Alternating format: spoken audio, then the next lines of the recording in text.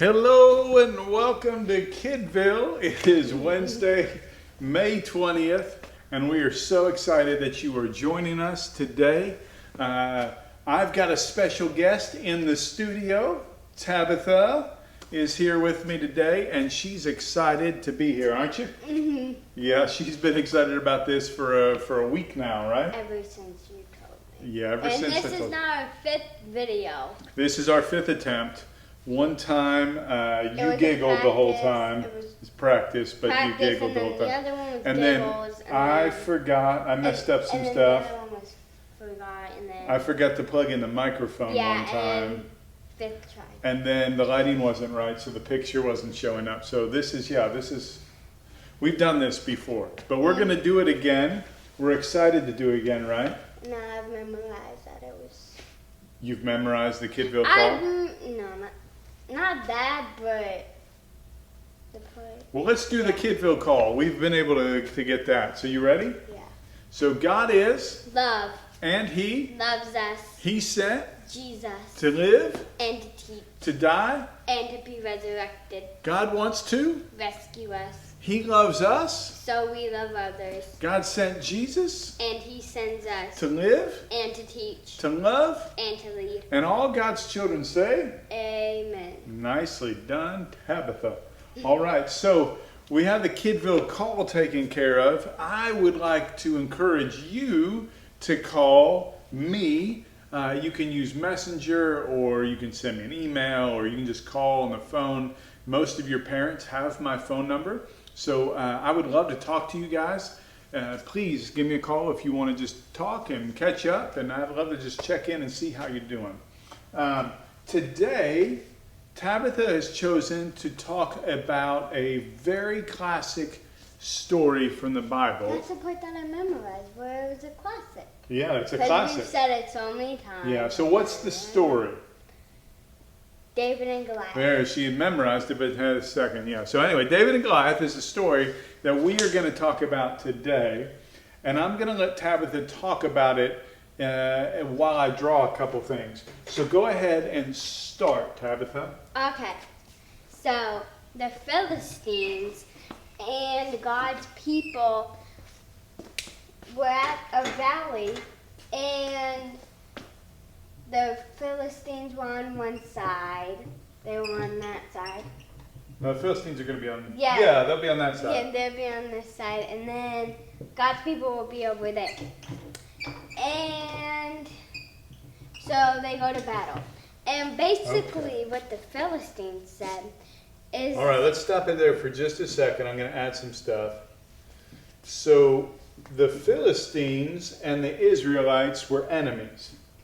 And they were all up on these hillsides in their different camps, and they were there, and they were getting ready to battle. And this happened quite a bit. Like, this was a normal thing that these two groups would fight each other. And there's a valley that was made by a river, so there was like a river that flowed through here. Yeah, they form valleys, and so this one goes through here, and so there's some water in here, little creek, river, and so they were all set up to fight each other. Mm-hmm. But there was this one guy on the Philistines. What was his name? Goliath. And what was his deal? What was special about Goliath? He was a giant. He was Part about the toes. a giant. Okay. And he was 9 feet tall. And not a very nice person. And not a very nice person. So I'm 6 feet 3 inches tall. He was over 9 inches tall. So if you took like my waist in here and added it on, like, I can't even reach up as tall as he was. That's how big Goliath was. He was a giant compared to everybody else. And so Goliath is out here in the valley. And what was normal was like, they wouldn't have wanted to like everybody fight because lots of people would have died. So what would happen is armies would pick their best warrior, their strongest guy, to come out and face off against the best guy from the other army. And then whoever won that ended up winning the whole battle, and less people actually died. So that's somewhat smart. It's kind of smart. It saved lives. But Goliath was a giant. And he kept coming down the hill to where the battle would take place. And he kept yelling at the Israelites and saying, "Pick a man to fight me." And then, but they were all scared. So nobody would come down and fight Goliath. Whoops. The king even offered his daughter for marriage and lots of money and other things so that somebody would volunteer and go fight this guy. If he beat Goliath, he would get this, the king's daughter. And then, so this is going on for a while. It's going on for days, and they're all frightened. And what was Goliath doing every day? Fighting. Well, he was yelling at them. He was yelling at them, and then one time he said, "Your God can't come save you. I'm gonna rip your heads off and put you on toast." What? And eat them. So I don't know if he actually said that. That's what they say in the Jesus Storybook Bible. But he was saying all kinds of rude things. He was telling them that they weren't men. He was telling them that their God didn't exist. He was making fun of them. Well, David is a teenager at this point. And little David comes up to check on his brothers. His dad said, "Go check on your brothers at the battle. See if they're all right. Take them some food." And so David leaves the sheep. He's a shepherd. He leaves the sheep and he goes to check on his brothers. Well, the day that David comes up there, this little David, the teenage boy, when David comes to check on them, he hears Goliath yelling negative things about God. And David is not scared. He's angry. And he's basically saying, like, nobody gets to talk about my God like that. It just doesn't happen. You cannot talk about him like that. And so he's talking about this, and his brothers there, they start arguing like brothers do. But eventually, the king finds out what David said. Now, the king wasn't down with everybody else. The king was in a tent, right? So he's in a tent.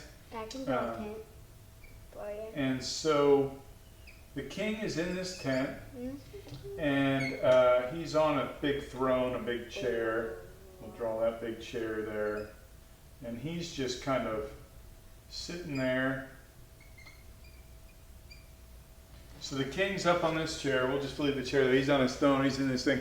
And he calls David up into the tent. And he says, "I hear you think you can beat this Goliath." And David says, God can beat this giant. It doesn't have anything to do with me, but like God can beat this giant. And so King Saul says, "Okay, David, I want you to go battle him." And David says, "Okay, I'll go battle him." But David's just a shepherd. He's just wearing normal clothes like Tabitha's wearing. And he doesn't have armor and weapons and things to fight. So King Saul does something kind of funny. He takes his armor and he goes to put it on David. So I've got my jacket here. I'm going to put this on Tabitha. It's a little bit big, right? Try and put your arms up. And can you fight with that? No, she can't fight with that. She can't even get her hands out of the sleeves. So it's kind of ridiculous. And David says, "No, we can't do this." And David takes it off. And he says, "We won't do that, so I'll just go fight him. And I'll treat him like he's a bear trying to eat one of my sheep or a wolf trying to eat one of my sheep. I'll just fight him off with my slingshot." Oh. So David, after he'd seen his brothers, he saw the king, and then David comes out into the valley. Oh, that's probably too big. So David's just a little guy. So there we go. There's David, this little guy. And all he's got is a slingshot. And he comes out to fight Goliath with nothing. Is that really a fair fight? I mean, look at that. Look how small David is. And David's got this little slingshot. And Goliath has this big spear and this big sword. And he's got all this armor. and he's so much bigger. It's almost like Tabitha was trying to fight me. Well, now we're on the wrong side. You got to come over here now. And so like, it's me, and I'd be saying, "What do you think you're doing, you little munchkin?" And Goliath is saying all these mean things to David. He's saying, "Why would you send him? Send me a real man to fight." And David, and then he starts talking things about like, if this is the best that your God has to offer, then like this is already over. Well, David just comes up to the stream, and he kneels down and he picks up a few rocks. So kneel down, pick up a few rocks. And then he puts those rocks in his pocket, and he gets out his slingshot. Now we think of slingshots as something you pull back like this, but slingshot back then would be something that you would like swing around your head. And so they come up, and Saul is looking at David, and they're ready to fight, and he pulls out his spear, and he's ready to fight and attack David, and he thinks it's going to be this easy fight where he's just going to pummel him. And David pulls out his slingshot, and he gets it going, and Saul is getting ready to strike, when all of a sudden David throws the stone. Boom! Oh! And Goliath collapses on the ground. Well, David comes over and takes out Goliath's sword. He takes out this big sword, and then what does he do? He cut off Goliath's head. Boom! And that is how David defeated Goliath. So, Tabitha, what questions do you have about that story?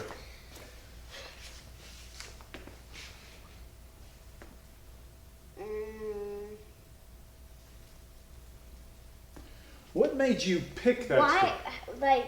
Why did they first start fighting? Why did they first start fighting?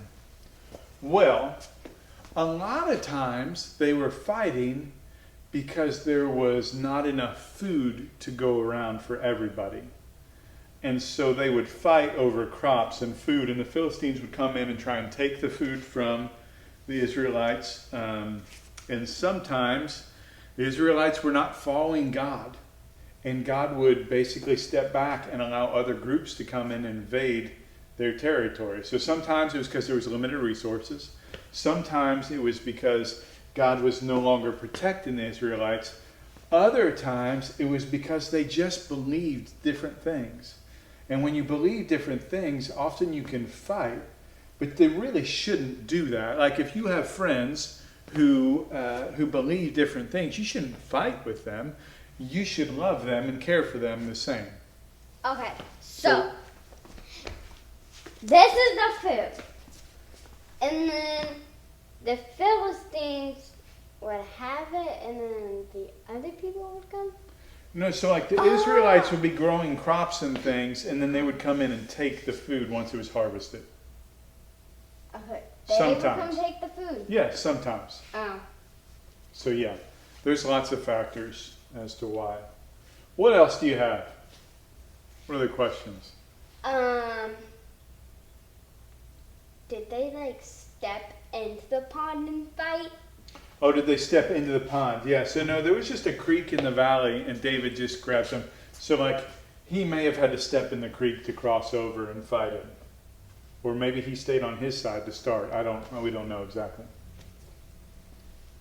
What other questions? Did the Israelites do anything to the Philistines to make them mad? Did the Israelites do anything to the Philistines to make them mad? It's possible that they did. It's possible the Israelites took something for them, or who knows. And originally the Philistines had kind of lived in this area, so they may have just been mad that the Israelites live there now. So, yeah.